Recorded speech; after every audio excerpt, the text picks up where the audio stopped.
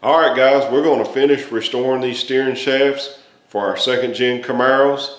The disassembly video, the link is in the description below. Stick around.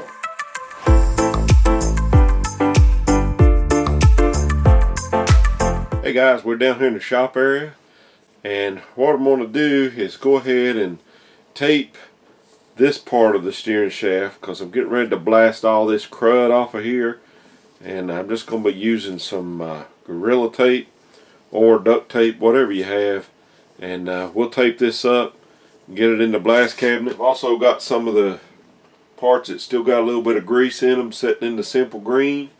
We're going to go ahead and get those cleaned up, get them restored as well. Right there's all we're looking to do, and I went ahead and went up slightly just where all the rust was, and we'll get all that cleaned off of there.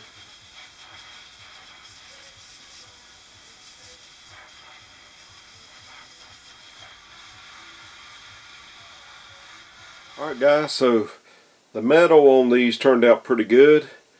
Now when blasting these shafts, there is 2 nylon plugs in the steering shaft, and you want to be mindful of those. I just kind of skated across them with the blaster. I didn't spend too much time there to generate a lot of heat. What that is for is if you ever get in an accident, this thing will actually collapse, and basically it keeps it from basically like being a sword right through the driver in the event of an accident. So just be mindful of those when you're working on this steering shaft. You can see them there. Usually you can't see them with all that paint and rust on them, but like I said, if you do blast them, just barely skate over them. Don't generate a lot of heat in that area, and you'll be fine. So my next step is just going to be going around some of these edges. There's some jagged metal that's around here, and I'm just going to clean that up. I know I'm touching this with my bare hands, but this is just what I call the initial blasting. It's just a good chance for me to get a good look at the part and see if there's anything that needs to be addressed before going any further. I'm not actually going to paint these today. It'll be a couple more days before I'm able to paint them. So what I'll do is I'll get them to a certain point. I'll just leave them in the blast cabinet, and then I'll come down here and I'll take about 10-15 minutes and go back over them one more time before I actually start prepping them for paint.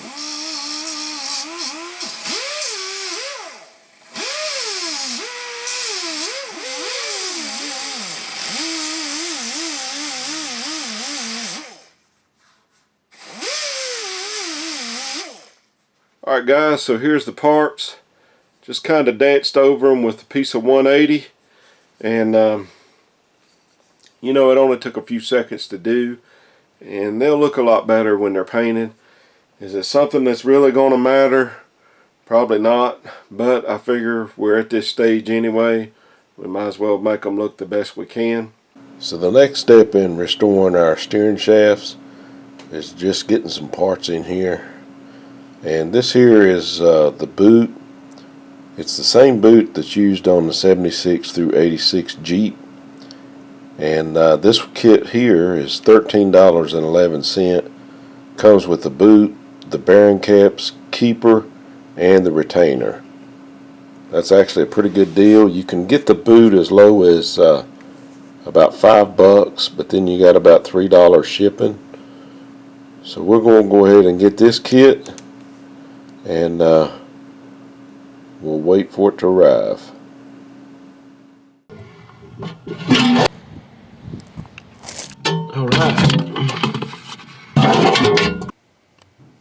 Alright guys, right here is a look at our restored hardware. This is the original hardware here, and then we have our original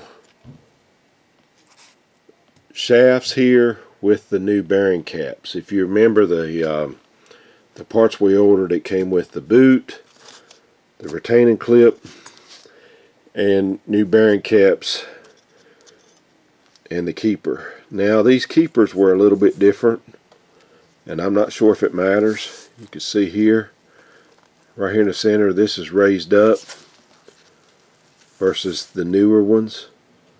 So I just decided to use the originals on this part.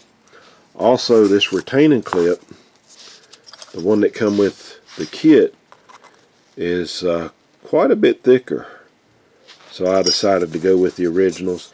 These originals are tough enough to get snapped back into place once you get your boot basically pushed all the way up against the top part of the shaft. It takes a little bit of effort to get these snapped into place.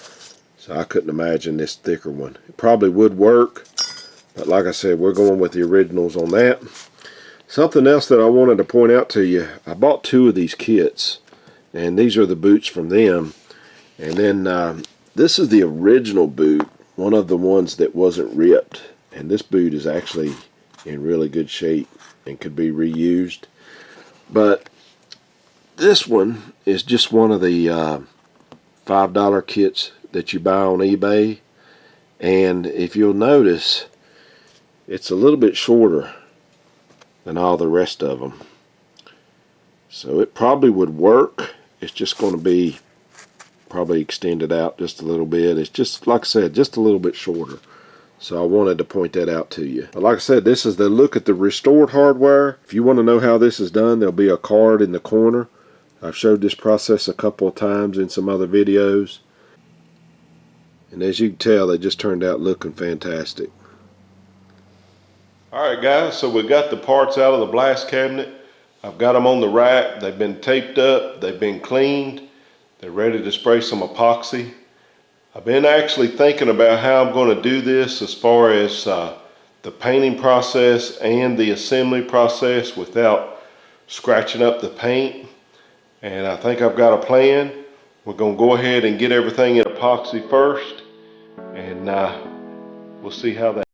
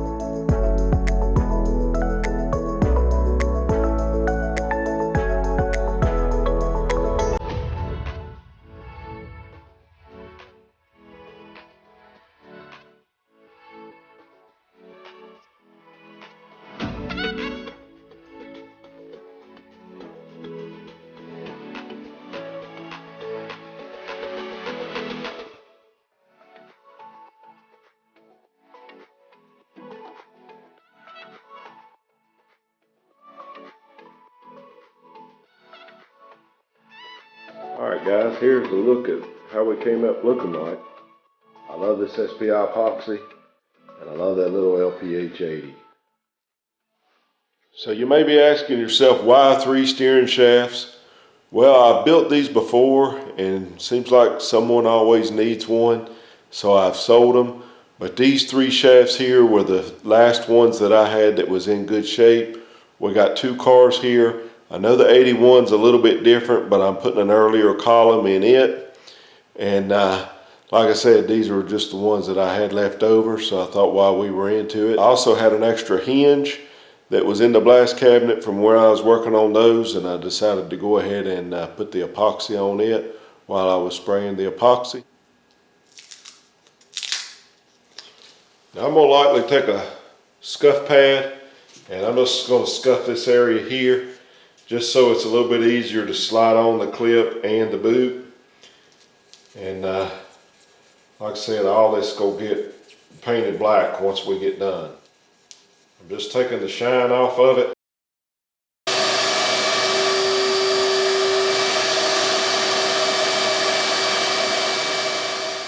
Now I'm just going to take some wax and grease remover and try to get any tape residue that was on the metal off. Not necessarily from that yellow tape, but if you remember, I had duct taped these when they were in the blast cabinet. And when I pulled it off, they did have some residue on there. Guys, how many of you's ever flared a piece of copper tubing and you forgot to put the nut on? Same principle here. You've got to put the clip on first, and then the boot, and then we can press our pin in, and then we can move forward with final assembly. You definitely don't want to forget these at this step. And you want to be careful with these clips because they will break.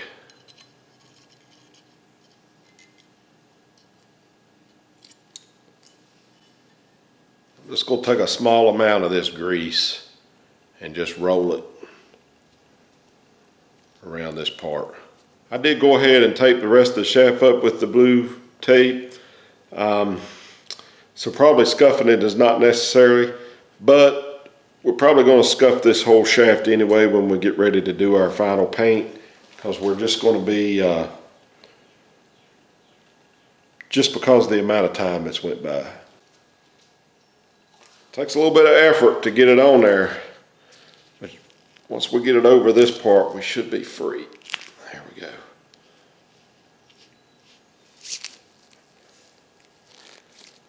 But these boots, the way they're cut out, they kind of match the shaft.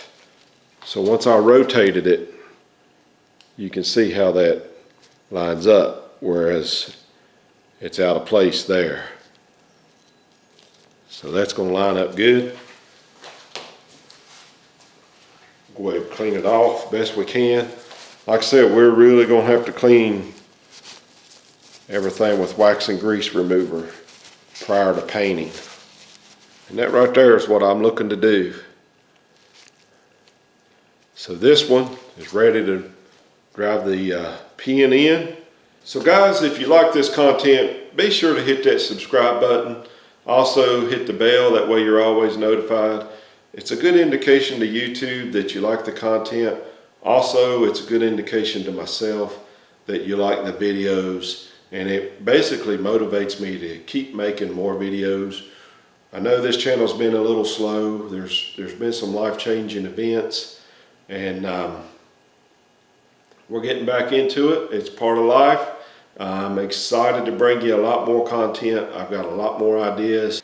This restoration work to me, we all seen these cars that you go to car shows with, and they've got beautiful paint jobs. You're drawn because of the type of car and then the paint. Those are the first things you notice on a car, but then when you get up to it, you notice that it's still sitting on the same 40, 50-year-old suspension, rotted out rubber parts, or you notice that, you know, the boot's busted on the steering shaft. They've never taken the time to restore any of the small details on the car. So this kind of the stuff I look for after I look at the paint, but it is neglected on so many cars. But this is the kind of stuff that takes time, and it's the kind of stuff that I enjoy to do. So I thank you for subscribing, and I thank you for following along. Let's get on to finishing up these steering shafts.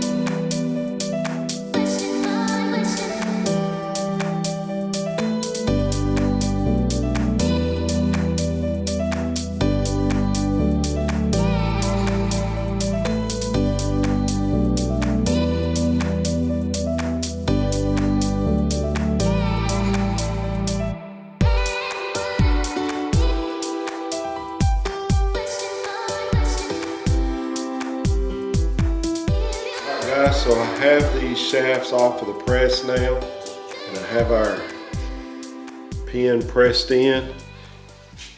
Something that I wanted to mention, I don't know how this happened, but when I was measuring the distance for the pins on the disassembly video, I was coming up with 438 thousandths.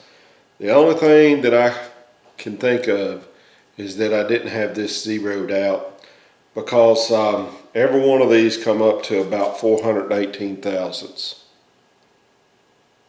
417, 418. It's just something that I wanted to point out. The number's not important, but as long as they're the same, that's what matters. And you just have to take your time with it. You can see this one turned out really nice. It's ready for the next step. I did have a couple hiccups on the others, and I'll show you that in full disclosure. When I went to pull the tape, I actually pulled some of the epoxy off in this area. And what happened was I had rushed some flash times on the waterborne wax and grease remover. I had done my solvent first and then done the waterborne. And actually when I went to spray it, I think some of it was still down in here. And I tried to hold the gun to it thinking that I would just dry it out and that it would be okay. Well, turns out that was a mistake. So I've actually had to sand those others down pretty good, just to make sure that I did have good adhesion, and now I've got to go back and fix them. It's really no big deal at this stage because I've just lightly scuffed them, and then I've sanded with some 180, and we're going to put just a little bit more epoxy on it, and then they'll be ready for paint. That's one of the reasons I did it this way, because now I can tape up this part of it and we can be ready for paint, and I'll show you that over there. So you see here I've got the boot and everything taped up, and right here is where I'm talking about. You can see totally ripped the epoxy right off of there. This one not so much. This one was okay, but I'm gonna go ahead and sand all of these really good in that spot just to make sure I got good adhesion. And since this one did mess up on me, and we're going to go ahead and coat the bare metal areas first, and then I'll put one light coat on the complete shaft.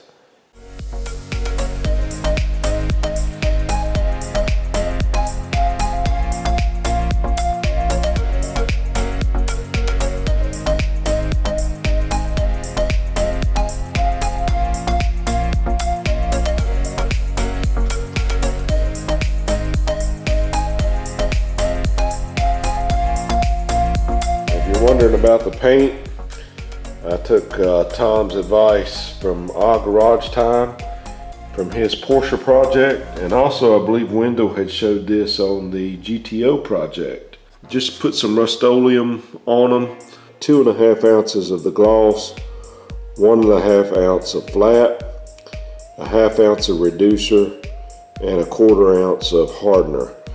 And if I had to do it again, I'd probably add just a little bit more reducer. All right guys, let's go ahead and get our steering shaft put together. I went ahead and unmasked it, and I've got all the pieces ready. If you remember from our disassembly video, we've got the shaft sitting on the table with this little indent at 11 o'clock. We've also got the top of the shaft sitting on the table with the bolt side down. And we're ready to apply the grease. We'll go ahead and apply the grease. We'll put our keeper on, and then we'll put our bearing caps on. I have tested these. They feel really good. There's no binding or burrs or anything like that, so everything's ready to go.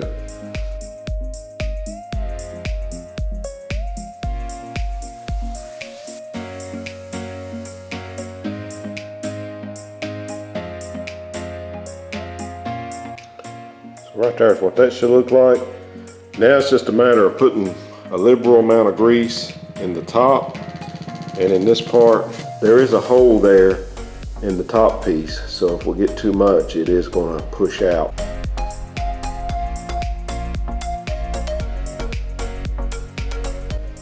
So I've got quite a bit of grease here. I may have just a little bit too much, we'll see.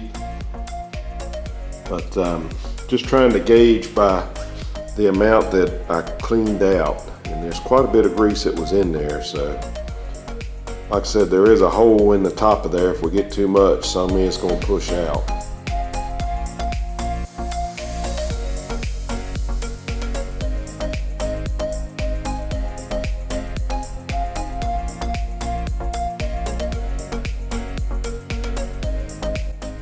Alright, so I did have a little bit of grease come out, and got the top pushed down as far as I can get it.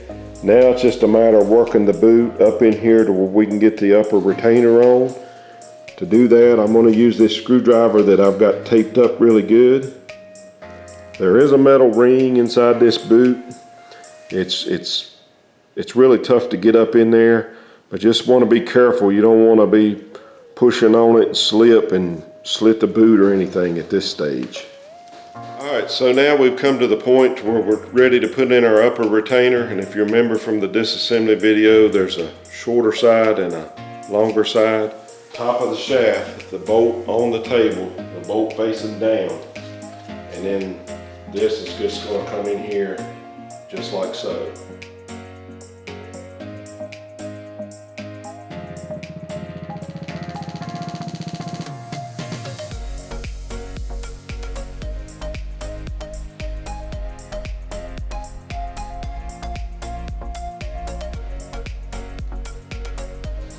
You almost need about 3 hands working on this stuff. Right there is what that should look like. And you can see we're locked in there. We're locked in there. So I take this clip around some styrofoam just to keep it from scratching up our paint at this stage. And now it's time to slide it up onto the boot.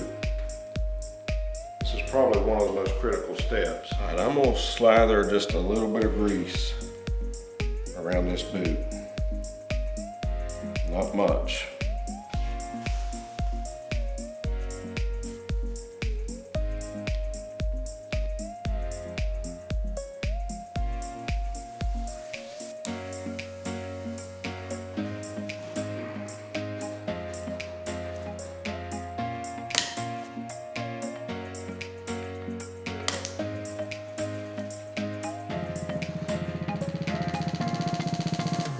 Whew.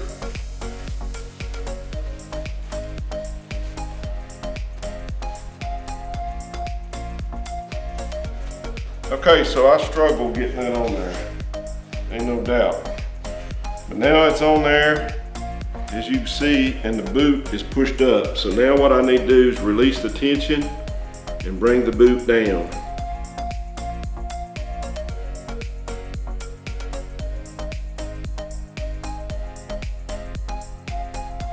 So we've got our steering shaft put back together, and I'm real happy with the way they turned out. There was some struggles along the way. There was some hiccups along the way. And how about that little tool? Well, it worked okay. It worked better than what I'd done in the past. Not perfect, but it worked okay. Inline tube makes a clip for these steering shafts that have the ears bent up, almost like this fuel line clip. And you know, the factories may have been like that, and they may have put these on and then peened them down. That's the only thing that I can think of. But like I said in the beginning of the video, when we started this series, that I was going to bring you along. We were going to restore these steering shafts and make it look like we were never there. And I think we've done that. I think anybody doing a close inspection of these steering shafts would think they were original to the car. I'm going to bring you in for a closer look. I also want to explain some of the hiccups.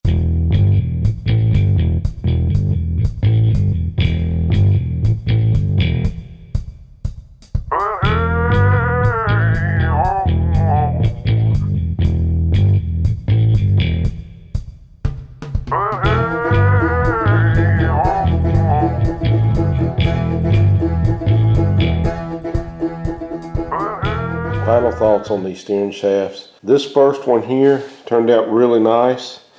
This is the shorter boot that I was showing you earlier.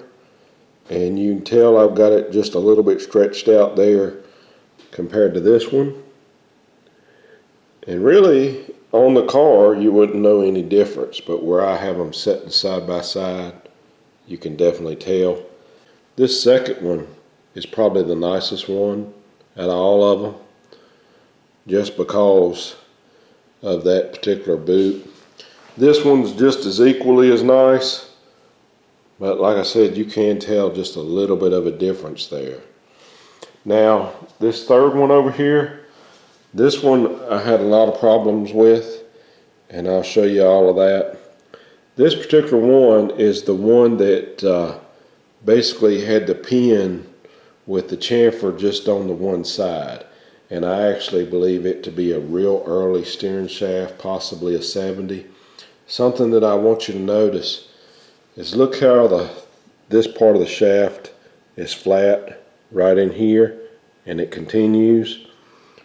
Both of these others are just the opposite.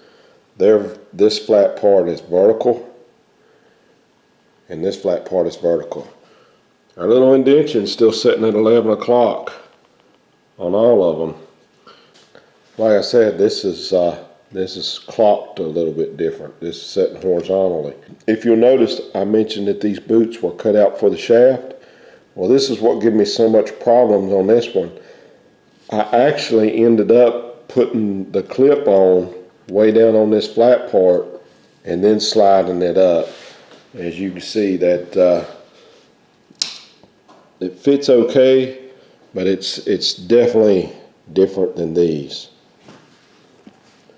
So that's something to be mindful about if you do have one that's clocked like that. Like I said, I do believe it to be a real early steering shaft, and you'll probably have to put your boot on, put the clip on somewhere down here. Something else that gave me a hiccup, if you remember, I replaced this piece here. Now, if we look at these others, you can see how this is cut out right here and right here. And you can see that that cutout is pretty much 0 degrees, I guess you could say. But then when you look at this one, it's more offset just a little bit. And this is actually the cutout for the bolt to go through and be able to tighten up. And with this one, something I didn't check, I can't get the bolt all the way in there. And I'm going to have to work on this one a little bit more. And I have put a washer and a bolt that was a little bit smaller and tightened this up. But this whole piece is going to have to be rotated over enough to match this. And to do that, it's going to mess up the paint. I've already moved it some. And you can see right in here, there's still an area right there that was underneath this. I didn't remove all of this. So this is going to have to be worked on a little bit more. Most likely this top's going to have to come back off and be adjusted and repainted. I did have so much trouble trying to get this boot on that I did nick the shaft on this one. So the video kind of goes on this one. And I'll address that. That'll make a nice steering shaft at some point. But we got the two that I needed.